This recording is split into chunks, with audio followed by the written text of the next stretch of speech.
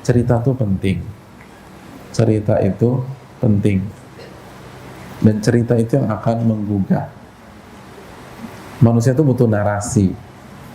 Itu manusia. Makanya Abu Hanifah mengatakan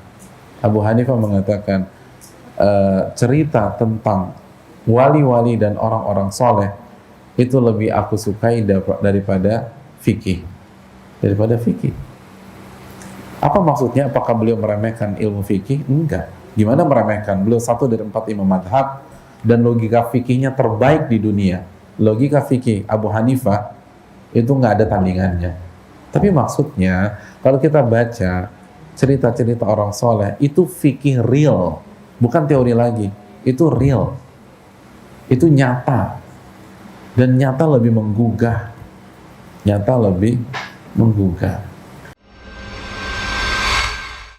Bismillahirrahmanirrahim.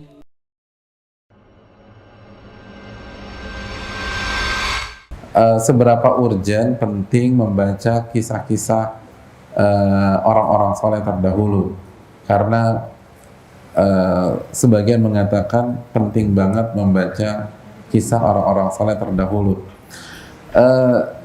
Jawabannya jelas sangat penting ya, jazakallahu khairan, dan jazakallahu pada beliau Ustadz yang bertanya.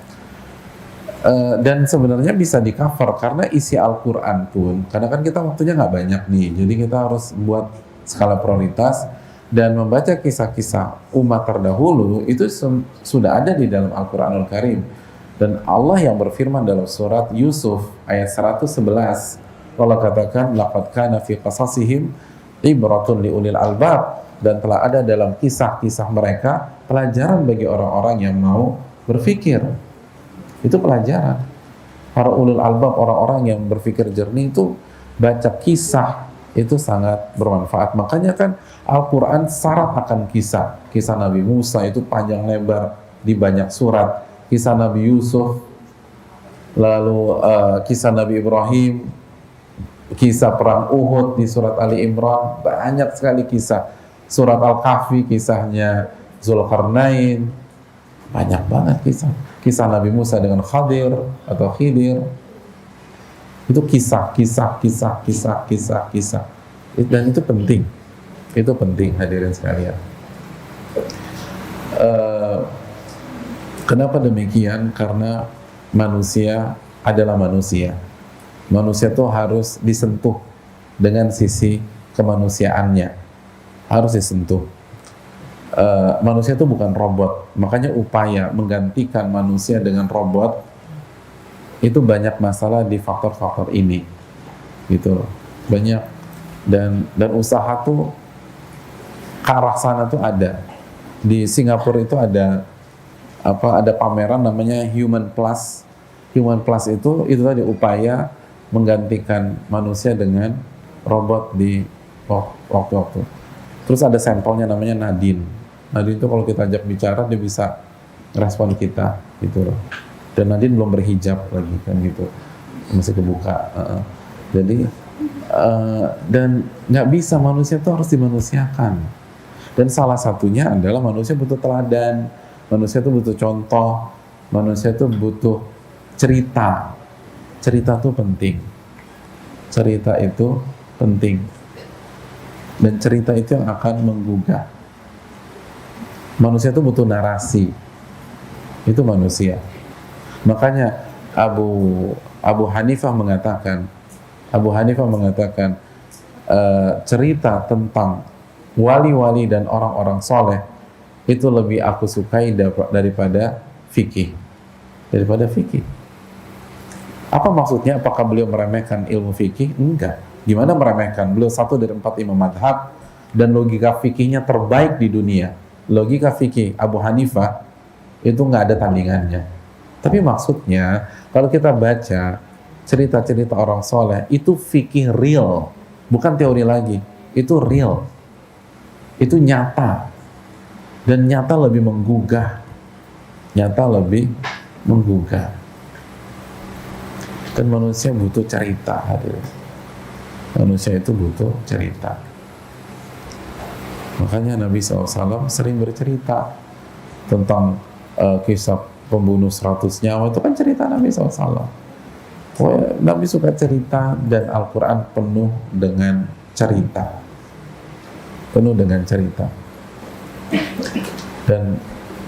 dan bahkan ini kan metodologi marketing yang sangat ampuh gitu loh.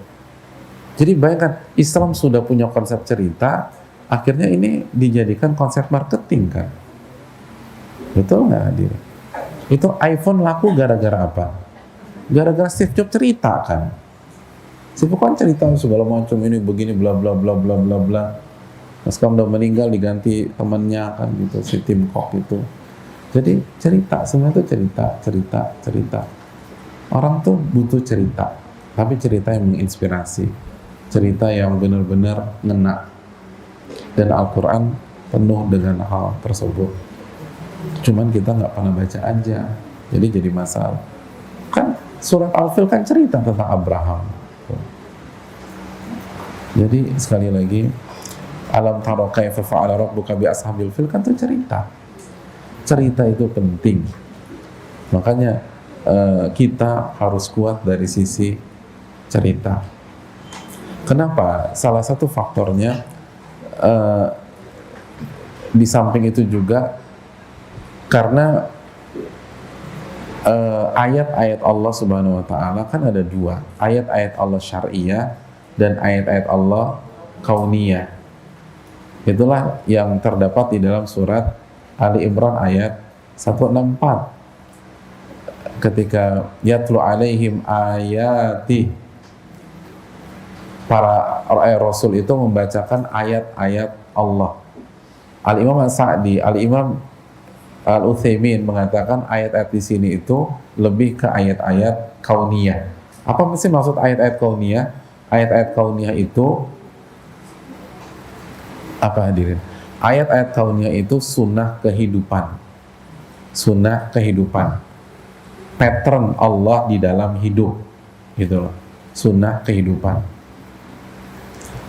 Jadi dan sunnah kehidupan itu bisa didapat dari dua hal.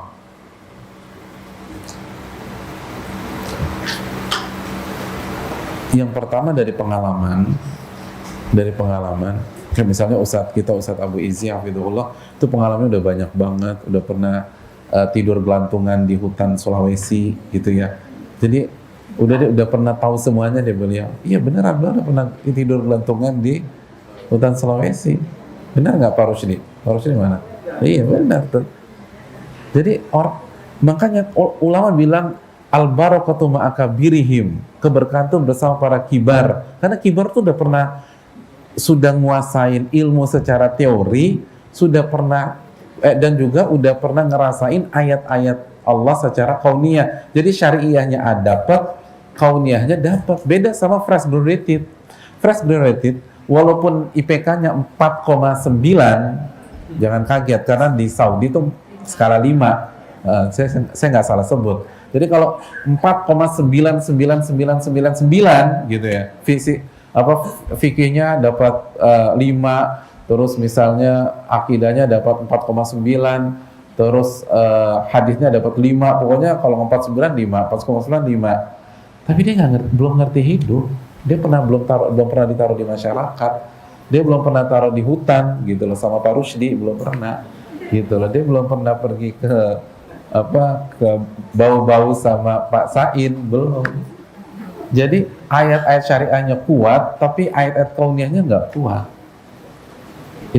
Itulah alasannya kenapa Nabi katakan al-barakatu ma'akabirikum, keberkahan itu bersama para senior. Karena senior itu udah pernah ngalamin dua-duanya. Yang kedua caranya dengan kuat dalam ilmu sirah dan sejarah. Jadi kalau misalnya kita masih muda, kita belum jelas nggak punya pengalaman, kita bisa berusaha menguasai ayat-ayat kauniyah dengan belajar sirah, belajar cerita umat-umat terdahulu. Kenapa demikian? Ada kaidah dalam ilmu sirah begini, ma'ashbaha al-lailata bil bariha, alangkah miripnya malam ini dengan kemarin malam. Artinya Makanya kan dalam dunia sejarah, sejarah itu berulang. Sejarah itu berulang. Kenapa? Karena yang menciptakan masa lalu, dia yang menciptakan masa depan. Dan kalau penciptanya Al-Ahad, pasti benang merahnya tuh sama. Cuman yang beda pelakunya aja, dan kondisi yang membedakan.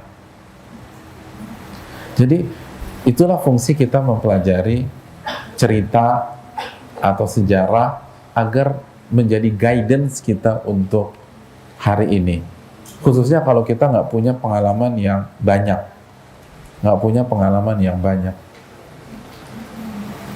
Khususnya kita ketika kita masih muda-muda, berarti PR kita merapat ke yang senior, walaupun sepinter apapun kita di kampus, tapi sekali lagi pengalaman nggak pernah bohong kata orang tua. Pengalaman itu nggak ada di bangku kuliah.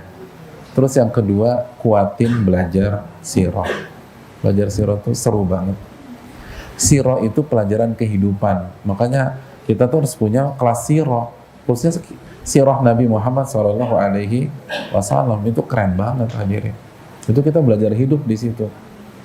Belajar kehidupan.